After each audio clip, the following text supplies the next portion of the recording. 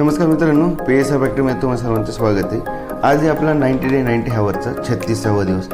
आज आहे ना आपण 5वी पंचवार्षिक योजना बघणार आहोत। ती पण खूप जास्त महत्त्वाची आहे, कारण याच्यामध्ये लोकसंख्या धोरण वगैरे पहिले ह्या बऱ्याच गोष्टी चालू करण्यात आल्या होते।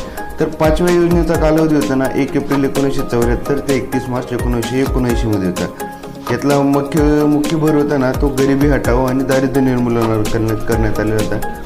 प्रतिमान ॲलन मॅन आणि अशोक रुद्र यांच्याच प्रतिमानावर होतं। डीडीधर यांनी तयार केलं होतं नंतर।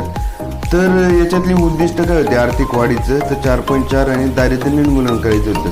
ते 5व्या पंचवार्षिक योजनेमध्ये बघायला गेलं ना तर ट्रायसेमिक प्रोजेक्ट होता तरुणांच्या रोजगारासाठी। त्याच्यानंतर जे विशेष घटनाक्रम होते ते 1975ला 5 प्रादेशिक ग्रामीण बँका स्थापन करण्यात आल्या होत्या।